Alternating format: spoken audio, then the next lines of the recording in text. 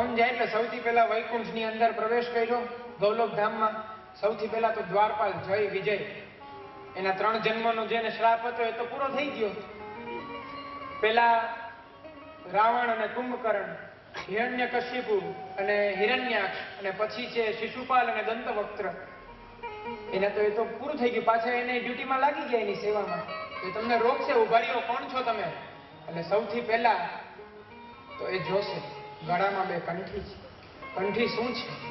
તો એ જે પ્રભુના જે પ્રિય છે, અર્થાત પ્રભુની જે આહલાદની શક્તિ છે, શ્રી સ્વામિનીજી, એમની સુગંધ છે, જેના દ્વારા પ્રભુ એક ક્ષણમાં રીઝી જાય છે.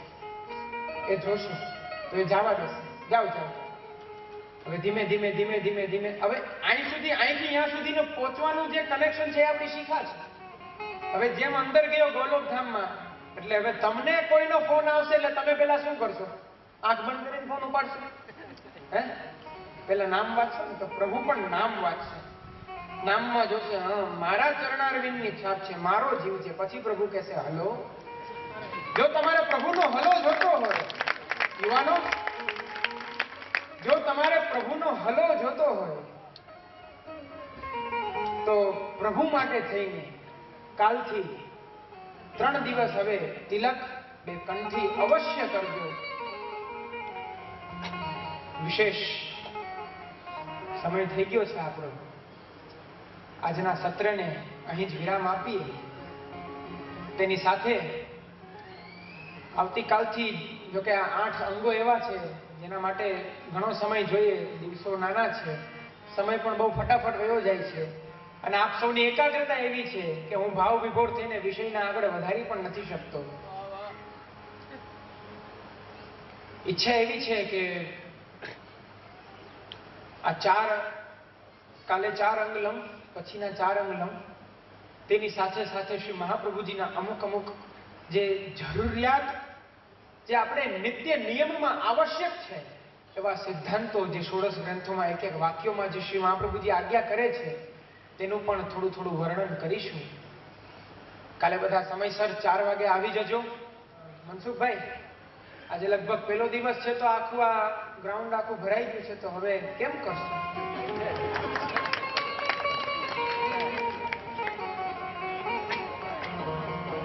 3 દિવસ બહુ આનંદ આવશે. આપ સૌની પણ એકાગ્રતા એવી છે કે આ 2 કલાક થઈ ગઈ છતાંય આપ સૌને ખબર નથી કે પાછળ આખું ભરાઈ ગયું છે. આ એકાગ્રતા સારી કહેવાય. સારું પ્રિયજનો, તો બસ વિશેષમાં તો આશ્રયનું પદ લઈ લઈએ. આશ્રયનું પદ લઈ અને પછી આજના સત્રને પૂર્ણ કરીશું. બધા સાથે સાથે લેજો આશ્રયનું પદ.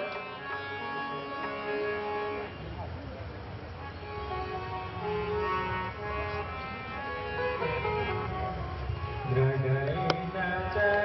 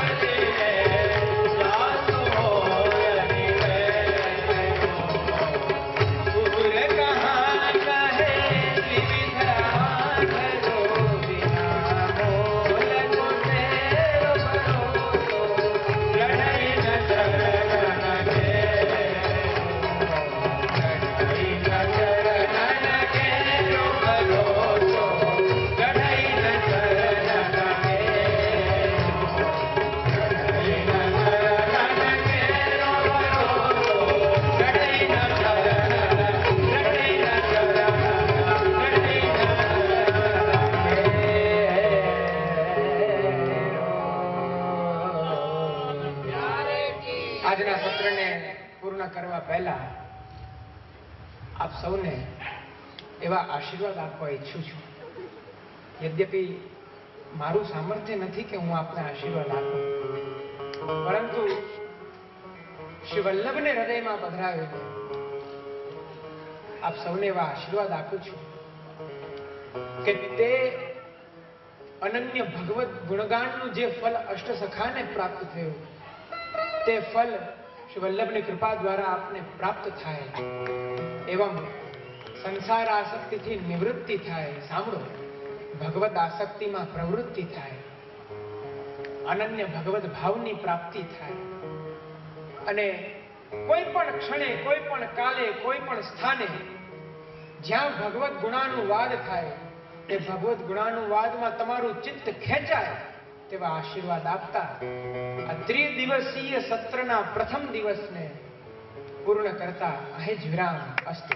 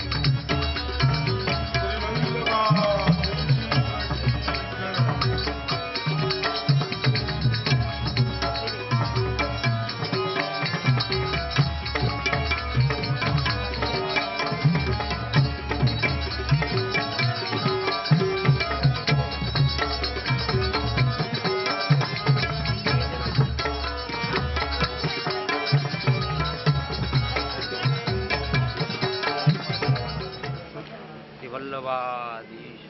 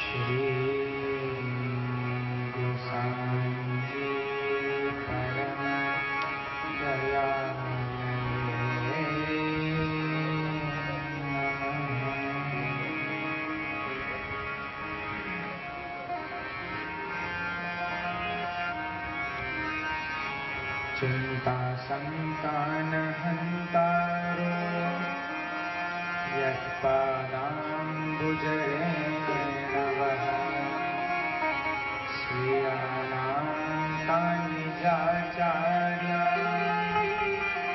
प्रणमामि मुहुर्मुहुः। यदनुग्रहतो जन्तु सर्वदुःखातिगो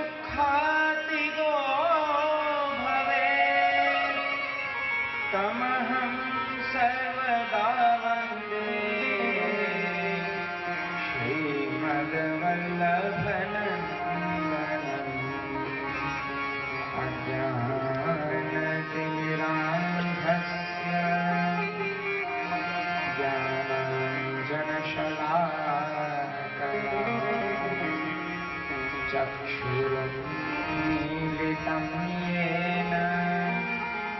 तस्मै श्री गुरवे नमामि हृदये शेषे लीलाक्षीराब्धिशायिनम् लक्ष्मी सहस्रलीलाभिः सेव्यमानं कलानिधिम् चतुर्भिश्च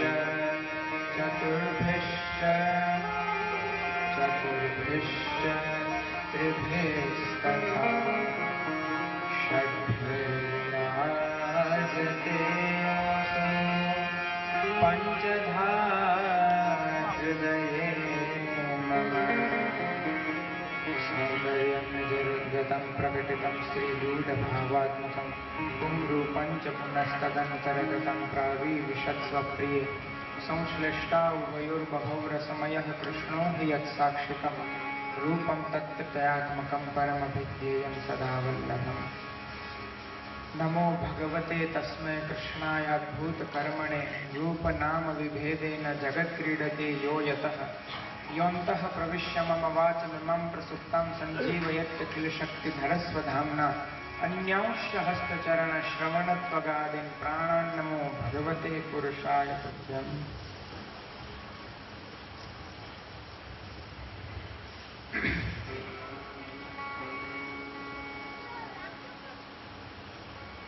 उपस्थित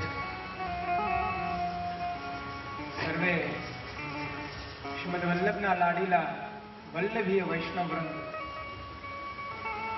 एवं भगवद चरणारविंदानुरागी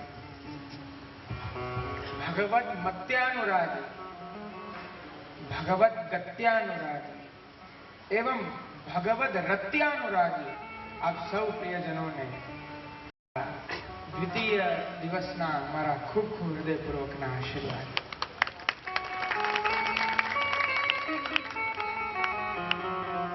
आनंदમાં બધા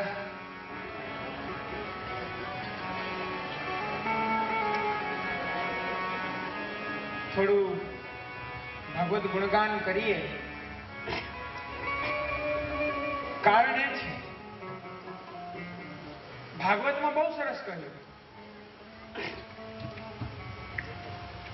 यद कीर्तनम यद श्रवणम यदीक्षणम यद वंदनम यद श्रवणम यदर्हणम लोकस्य सद्यो विधुनोति कल्मषम तस्मै सुभद्र श्रवसे नमो नमः। यद कीर्तनम જ્યારે પ્રભુના ગુણગાન ગાવાનો અવસર આવે યદ સ્મરણમ જ્યારે પ્રભુનું સ્મરણ થાય યદીક્ષણમ જ્યારે પ્રભુના દર્શન થાય યદર્હણમ જ્યારે પ્રભુની સેવા થાય આ જે કાંઈ પણ કાર્યો છે આ જે કાંઈ પણ આપણા કર્તવ્યો છે એ કરવાથી શું થાય લોકસ્ય સદ્યો વિધુનોતિ કલ્મષમ કલ્મષ નામ અંધકાર અંધકાર આપણા હૃદયનો અંધકાર આપણી અજ્ઞાનતા આપણી લૌકિકાશક્તિ જ્યારે ભગવત ગુણગાન થાય ત્યારે તે આપણી લૌકિકાશક્તિ તે આપણો આસુર આવેશનો પુંજ તે ધોવાઈ જાય છે। કેના ગુણગાન ગાવાના છે કૃષ્ણના ઠાકોરજી